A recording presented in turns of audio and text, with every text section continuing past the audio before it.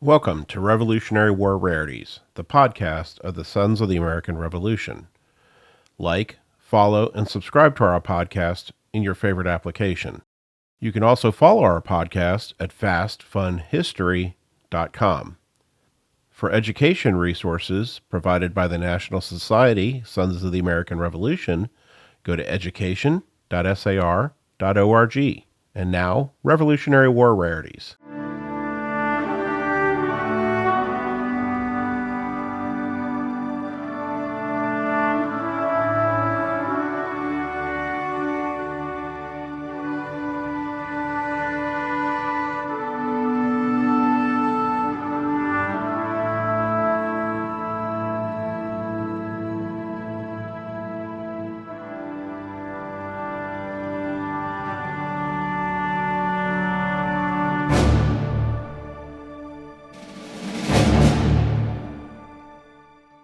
Hi, everyone, and welcome back to Season 3 of Revolutionary War Rarities, the podcast from the Sons of the American Revolution. My name is Jim Griffith, and I am at the Sons of the American Revolution headquarters with a very special guest, Mr. Zach Distel. Zach, welcome. Hi, Jim. Thanks for having me. Glad to have you here today. Zach is our curator. We are in the process, actually, of building a Revolutionary War museum. And so we have acquired many artifacts, very rare artifacts, from the American Revolution, and this is the guy that heads that entire effort up. So thank you for everything you do for the Sons of the American Revolution. Thank you, and a lot of appreciation and thanks to all of our donors and to all of the SAR members who support this initiative. Absolutely, absolutely. So today's episode is entitled, What is the Deal with Wigs? Now, we've all seen pictures of our founding fathers with these big, elaborate wigs on, people back in that era wearing these big, elaborate wigs. What in the world were they doing? What is that all about? Talk to us about that. Yeah, so this was a trend that really started in the early modern era, going back into the 1600s. Some of it had to do with lice. People wanted to shave their hair off, and they chose to not have hair. Some of it had to do with communicable diseases like syphilis, things like that would cause early baldness. So among elites in the aristocracy, they found ways to get around losing their hair, and another way to distinguish themselves. So wearing a wig was a rather expensive ordeal, and it took a lot of time and prep work. So, to be walking down the street and wearing a wig, or showing up to that big party wearing a very, fancy, trendy wig, would really communicate to everybody in that room immediately that you are a person of means, you are a person of substance, and you're a person of taste. So my understanding is it started back with King Louis the 13th, 14th, right in that kind of territory in France, and then in England started with King Charles II. And my understanding is that they had early onset of baldness that could have been because of syphilis, is what I've heard. So yeah, there's a lot of different theories about where it came from, and probably, in a sense, all of the above is true. People came at it from different angles, especially these different elites, and these kings had different rationales for why they needed to start wearing wigs. But it definitely, really, by the late 1600s, really took off. You see those. So the trends in Europe. In Europe, because we were European colonies, obviously would translate over here very quickly, I'm assuming. Yes. Yeah, it did come over pretty quickly. And in fact, even into the era of the American Revolution, you have people like George Washington who are very closely following the trends happening in London and Paris. So even though you're across the ocean in the 18th century and you're living in, one of the North American colonies, you are very closely following European trends. Right. Now, I also understand that George Washington was one of the few founding fathers, at least initial set of founding fathers, that didn't wear a wig. That's correct. Okay. So he had red hair? Reddish hair. Okay. Yes, but he never favored wearing a wig. He always wanted to wear his natural hair, but he did wear it in the style of the wig. So he had his natural hair styled to look like a wig. And there are a couple theories about that. Now, part of it, he did not grow up in extravagant wealth when he was, very young. So at his childhood home, he's being raised by Mary Ball Washington. They have found archaeological remains of wig curlers like this. So we do know that they were styling their hair.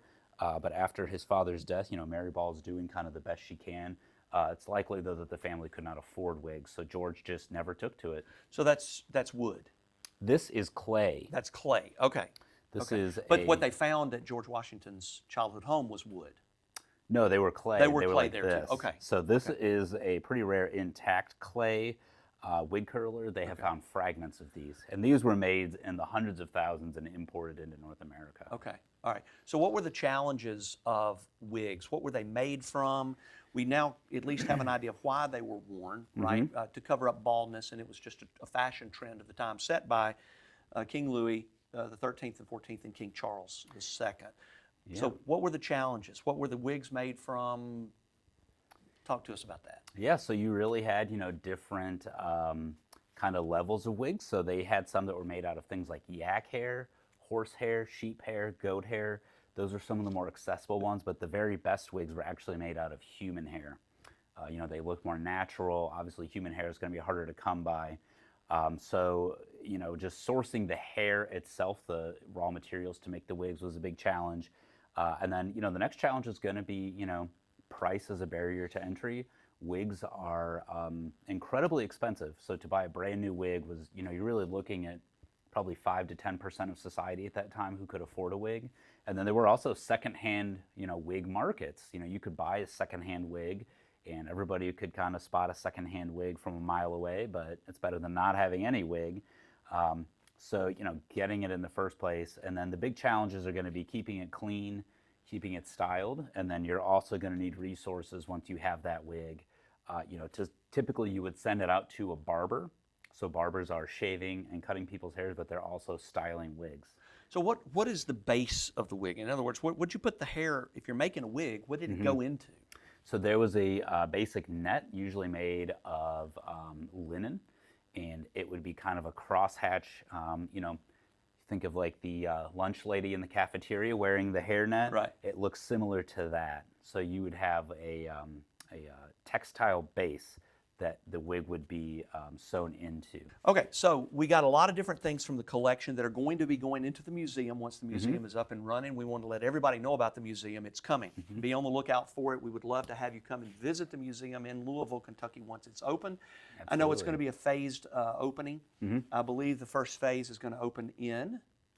By July 4th, 2026. By July the 4th, 2026, with more phases to come and more displays and things to come as part of that. Now, tell me, what is this lamp-looking thing here? So yeah, a lot of people do think this is a lamp. This is actually a wig stand. So around here, we have a lot of tools that would be used for primping and caring for a wig. So when you'd send your wig down to the barber to have them, style it, clean it, do all those things, they would be placing the wig on this, and it's kind of head-shaped. So then a barber could put this on here, and they would have a stool, and they could kind of sit and swivel around it and do all the curls, clean it, do it, everything they needed to. Is that a fairly rare piece? These are. I almost touched it, but I didn't. Is that a fairly rare piece? Thank you for not touching. These are fairly rare. As we were talking about a little bit before we came on camera, as fashion trends kind of move out, things like this are often discarded. It's pretty unique that something was saved. This one actually has, on the bottom, you can see it's pretty rough.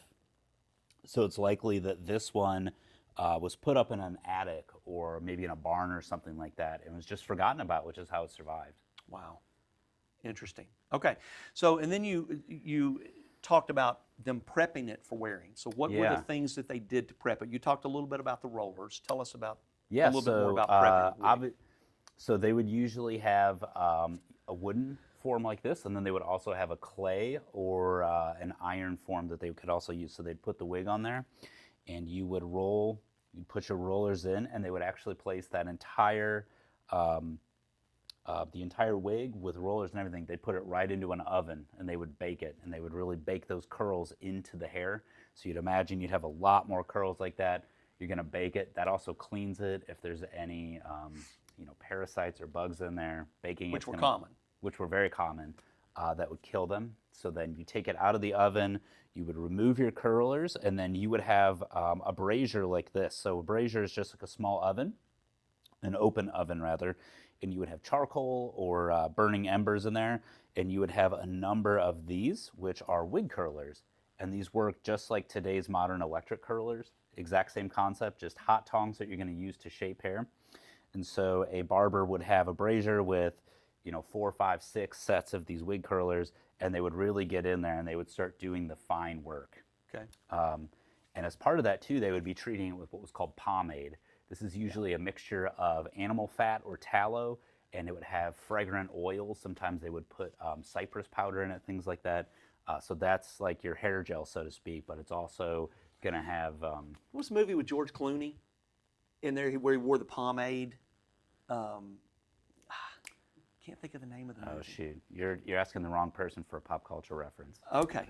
So pomade. Yeah, I certainly have heard of pomade before. Yeah, so we still have something like, we still have products like pomade today, but back then it really would have been based in animal fat. It's really kind of the best thing they had.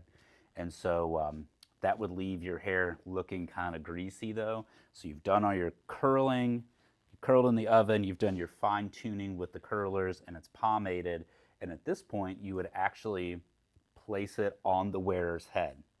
So they're wearing this kind of greasy looking, kind of tacky wig. And at that point, you would get something like this. This is called a wig bellows. And it is literally just a small set of bellows, and it's actually spring loaded on the inside. I'm not going to actuate it because of this leather, but you can see there's a small opening here.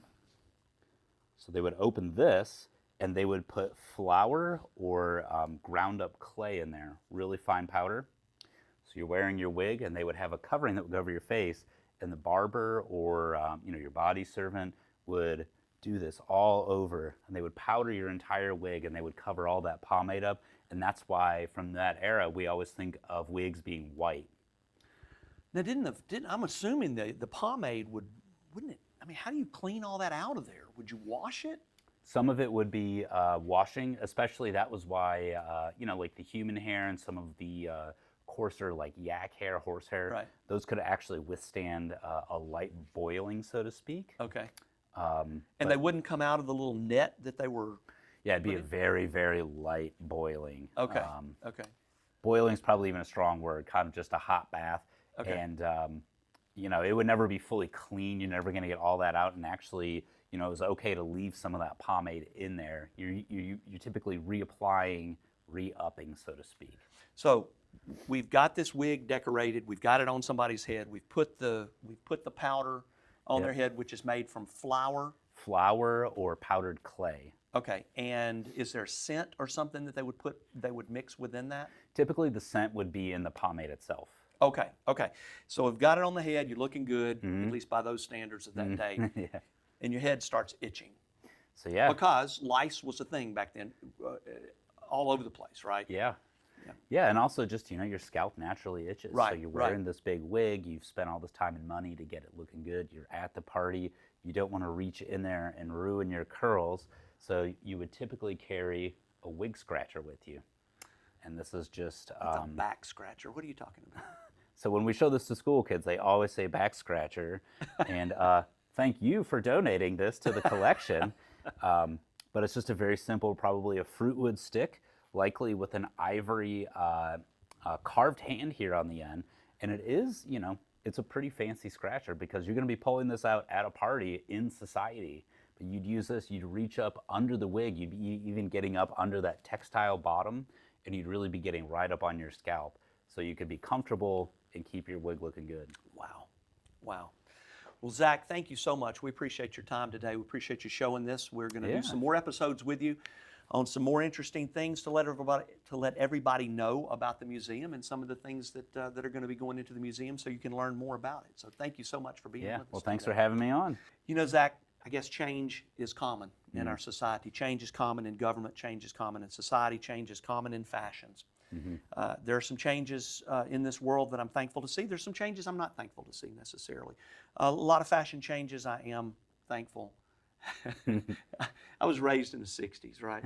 The change in fashion from the 60s to the 70s to the 80s and on up to this point has been something that has been enjoyable to see for the most part because I look back and think some of that's pretty silly looking.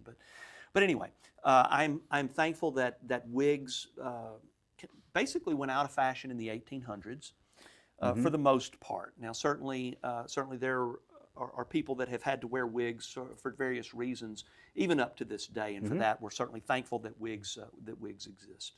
So. Yeah, wigs really hit their height of popularity around 1750. Yep. So wigs like this as a fashion statement that are really being worn purposefully, by men and women, were really mid 18th century. But by after the American Revolution, really by the year 1800, they're really on their way out. Right, right. Well, that, my friends, is another Revolutionary War rarity. We're thankful for you joining us today, and please join us again in 2 weeks for the next episode of Revolutionary War Rarities, the podcast from the Sons of the American Revolution. My name is Jim Griffith, and this is Zach Distel. And this has been a production of the National Society Sons of the American Revolution, www.sar.org. Thank you again.